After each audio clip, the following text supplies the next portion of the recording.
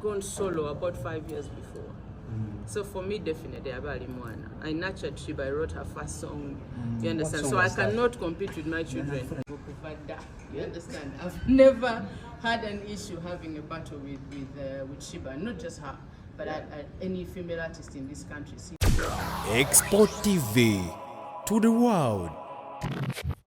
Oli ku Export TV tuli ku mutimbagano eno ye YouTube channel yaffe.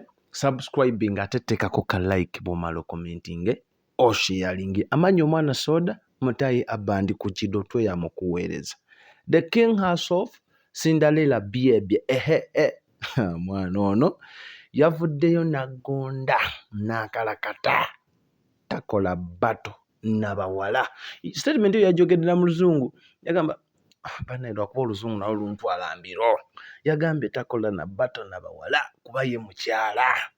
Ebigambo bino yabyogedde mu press conference gye yabaddemu olunaku lw'eggulo ng'eno tuteekateeka ku concert egenda obeerawo ng'ennaku z'omwezi 15 omwezi ogw'omwenda 2023 ku Kololo Airstrip. Ebigambo byabadde bingi, waliwo n'amawulire ge twabadde tuwulira mu luvuuvuumo nti ku lunaku olwo lwennyini era mu kifo kyennyini Queen Kama Sheeba yali alulina mu concert.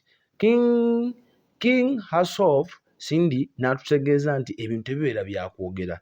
N'atugamba management ye yagenze otuuka mu kifo ekyo nga olunaku olwo luli free tetuliko yadde n'ekintu. Era ne babookinga ne basasula. So omwana tu Sheeba ye tewali yadde ekiraga, just bali mu bigambo mbu era tebannasasula kifo. N'agamba nti abayimbi bangi abakyali Uganda bawa respect, ba mentalinze ne bata mentalinze niye eriyo batasobola competinga nabo kuba baana gyali. Okitegeera muganda tu. So njagala ensonga zino nzikuwe naawe ozeewulireko. N'ebigambo byennyini yayogeddeko ne ku kintu ekya federation kuba yabuuziddwa ne bamugamba nti Sheeba ali mu federation tekulwane. N'agamba federation no, amaanyi go mangi. So bakadde baffe aba Salaam Furniture bo bali ku bibajje beekwata entebe emmeeza biki bitanda bakubireko obagenda ku office zaabwe zisangibwa Kireka Banda opposite Nabisunsa Girls ogule entebe ennungi. Discount ya bitundu 3 ku 100 abazikutwalira wonna w'ozagadde ku bwereere. Aba El Shaddai bo baakasente. So ngenda kuwa video z'omukulu Cindy owulire atugambye amaze emyaka 2 nga tali mu ndongo abadde alina okudda n'obwaguuga bwa concert. Okitegeera muganda wange. So gwe wenaagala okwogerako ne Export TV, oyagala kulangana Export TV, oyagala kyonna ne Export TV, enamba zaffe ziri awo wansi tukubireko oba otuweereza akabaasa oba aka message ku WhatsApp ensonga tuzikwasaganye nga bwe tweyama. Amannya mbadde omwana soda, kankulekere King akunyumize ensonga ze oba oliawo naawe ojja kubaako ky'oyigamu. Neetambuza ne muno mmwe linki baganda baffe abali mu kiyumba eyo tubaagala nnyo, ba Joani, ba Irene, bangi nnyo mwenna mbaagala nnyo, Mukama abankuumire. So mwebale nnyo okujja olwaleero. One more time amanya gange nze Cinderella Sanyu abasinga mumanyi nga the king herself Cindy Biebe.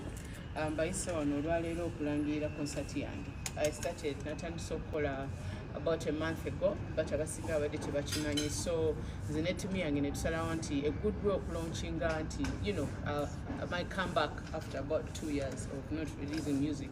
Yalibadde ntukolera ke comeback concert. So kyenziza okulangirira olwaleero era mwebale nnyo okujja okubeerawo. So concert yange egenda kubeerawo nga 15 omwezi ogwa September. We've been looking at different venues, but news we're not from my team this morning was like venue and at the moment Kololo Airstrip right now, which is available. So the bookings have been done and we are all set for 15th of September at Kololo Airstrip. This very year, yeah, 2023. Okay. Yeah. 15th September, kuli Yolo Festival ya Sheeba mu kifo kyekimu that's Kololo. I heard about nti aina Sheeba aina Yolo Festival at the same event. Naye team yange bagenzo kebera. The date was available and the venue was available. So we booked it. So I ebirala simanyi. Nze kyemanyi za team yange ya bookings and we're all set for 15th of September.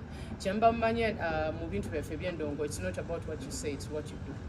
Oyinza okulanga concert naye obanga tutaddewo sente on the venue oba tukoze ki togibookinze. So my team was early enough and the venue has been paid for, so we are all set to go. 2 years back, that was Boom Party concert. Yes. At this time around, Chirikitia.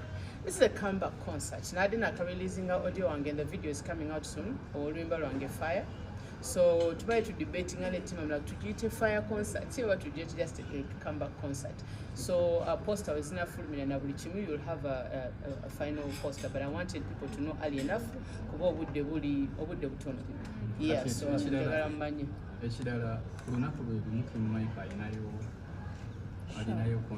yes. So it's the same thing. Is that yes.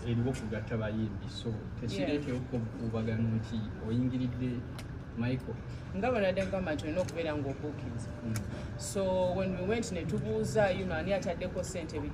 there was no booking for that event. So whoever has the only certified show has been paid for and everything, that is just my concert on the 15th of September 2023.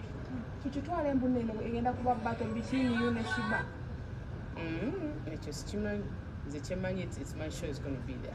Battle. Then show.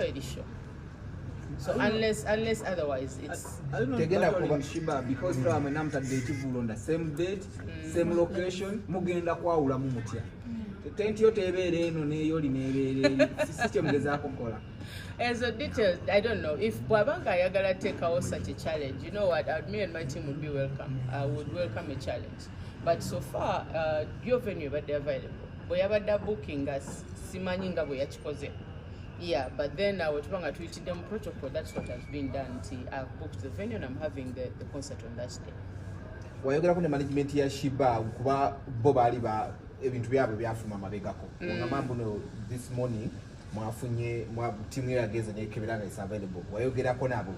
Ndali setaga kwogera nabo. Bwentuka mu kifo as a businesswoman nga kiri available nze ngenda kibookinga. I don't need to consult you because you're not my business partner.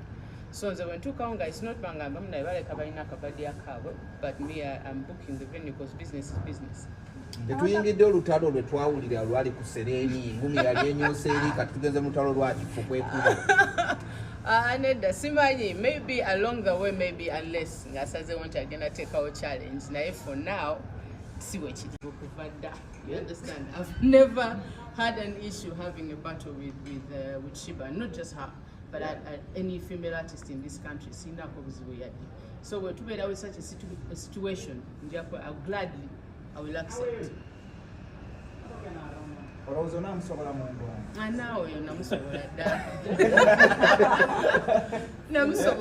yes, I'm very sure that she knows that. She knows that there has to be a separation between the children and the women. But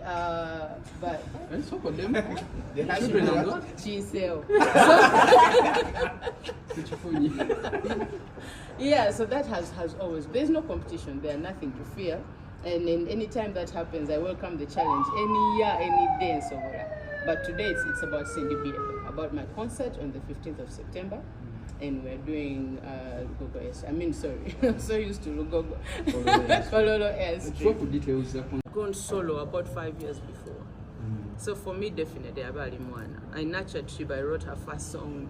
You understand? So I cannot compete with my children. Kunyenyeza. It's called Ngenda Kunyenyeza. I wrote that song. Nangena name studio na which in Washington. You understand? I nurtured her for a whole year. You know that. Wanje? List ya bayimbe bagenda okumpelekera ko ngenda gifulumya. At the moment sagala jogera ko. How do you feel nga abana boyambye bakwesimba mbakube endongo bagala okukubendo? Tewali anesimbyemu. Sheeba yakwewanako nga yagala battery. Yagityana mu kimanyi yalemera okunesimbamu. You understand? So sina neesimbye mbona baati abamanyi nti kati mami bw'ayogera. Sindi talowooza nti ku kifo kye essaawa zino wajja n'agamba engeri gy'ogenze ku kifo gye yalangirire naye bw'aga nti ataddewo naye kati tetwagala concert tukole battle. I am welcoming a challenge any day. You understand? If it's good for business and it's a good show for the fans, I am open to it any day. olowooza bwe bateeba egenda kubeera etya? Kiba sigenda kuba kika. Naye balina okugatirako bannendo. oyagala kubakuba kaganda. Sindi talowooza nti no federation since ali mu federation eri nti no egenda kuli campaigninga. Yeah, I mean, I expect negativity anytime. Bobanga, any artist, not just me. Bofulumi ekintu obera oside ekolachi etakwagaliza wali oside ekwagaliza. So ekyo all the time manchisuubira. Yes, but I'm hoping as a federation by supporting buli because they are here kugatachi. Kugata bayimbi. Tebali yawudde. Betu chaga tugata tuli waka. Tuli oma tuddewe. Export TV to the world.